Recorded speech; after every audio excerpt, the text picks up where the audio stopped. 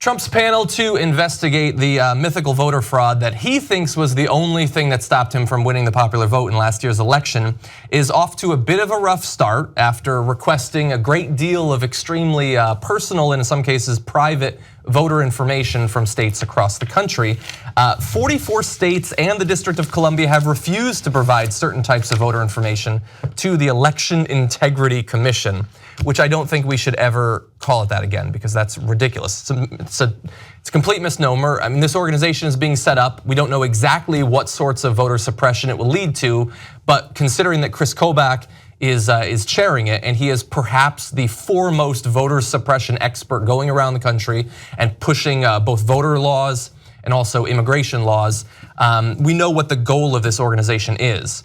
But we want to show you, because this is, by the way, a vice president put out a statement saying that this is fake news, that states aren't cooperating with us. If you could bring up this graphic from The Nation, it summarizes which states are 100% not complying with the request. You're seeing up at the top, including California and Connecticut, my birthplace and where I now reside, and states that are handing over only publicly available voter data. So this is voter data that theoretically anyone that wants to get that information could apply for and get that information.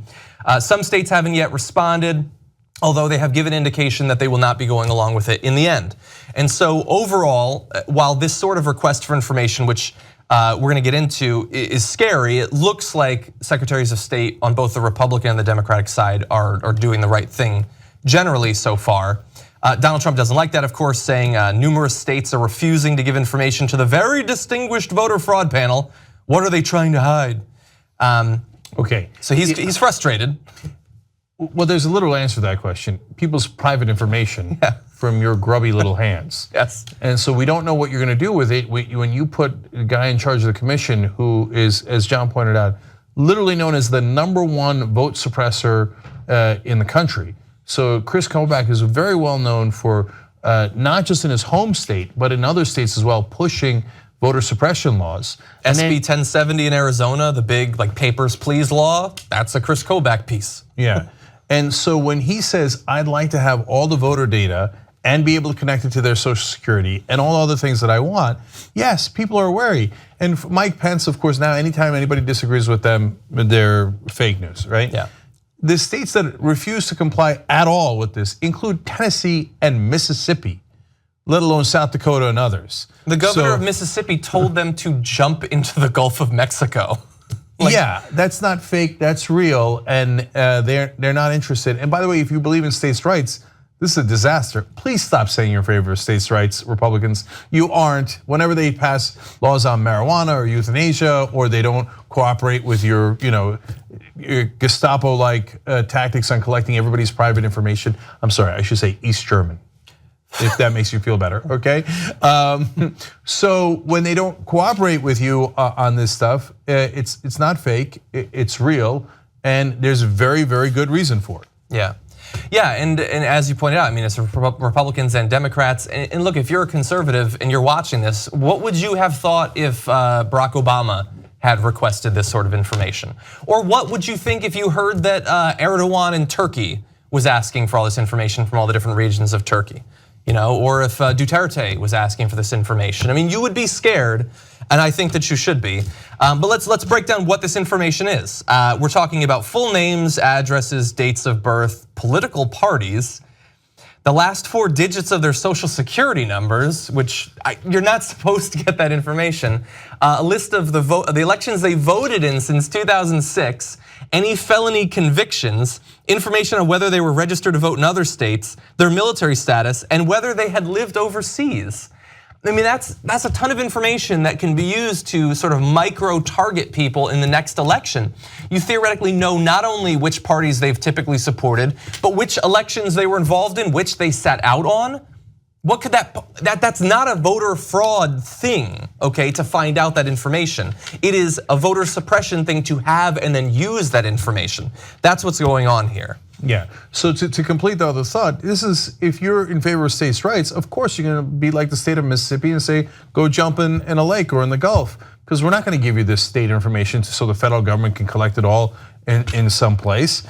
So stop pretending on that issue. Now, how could they possibly use this? Well, there's a couple of obvious ways that they could use it. One, they could just use it for political purposes. You think those guys won't then pass on all that information that they find valuable to their own political parties? Definitely.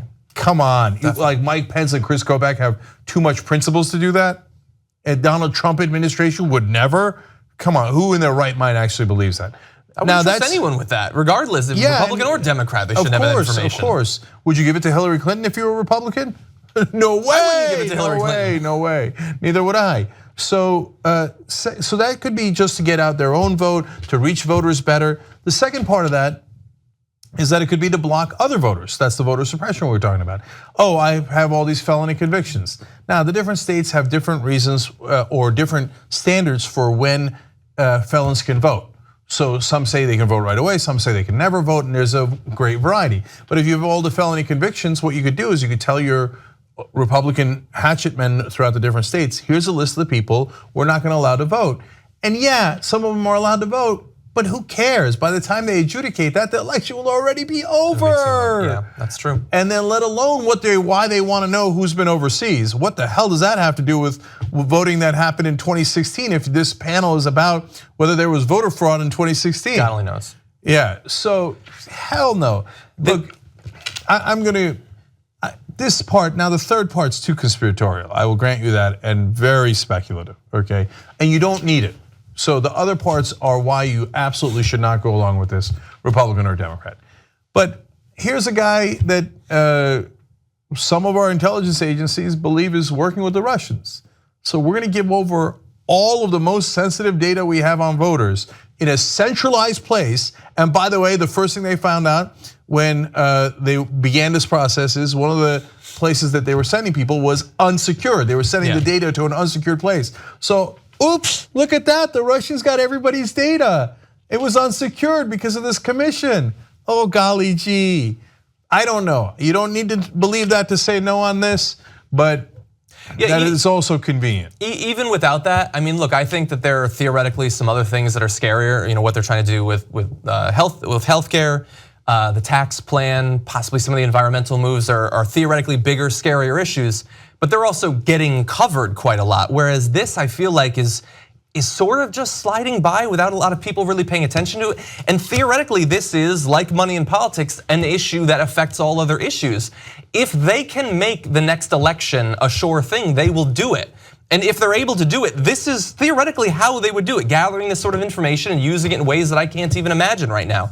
And so I think people should be much more scared about what this panel could ultimately lead to in our country. I don't think that people are there yet. And by the way, guys, last thing from me. You do voter fraud investigation if you lost the election. You don't do it if you won the election. I mean, what a bizarre thing to stir up that hornet's nest if you're Donald Trump. You already won, move on, move on. Yeah. And it's not a matter of Donald Trump just being that stupid that he's just going, maybe in the original tweets where he's like, oh yeah, I would have won, oh yeah, there was all these millions of fake votes, oh yeah, all right.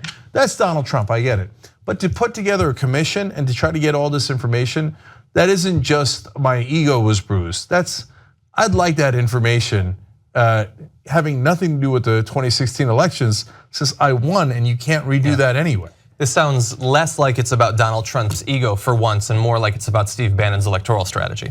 If you like this clip of the Young Turks, you know there's a whole live 2-hour show 6 to 8 p.m. Eastern every day, and you can download it or stream it and watch it without ads if you become a member. tytnetwork.com/join.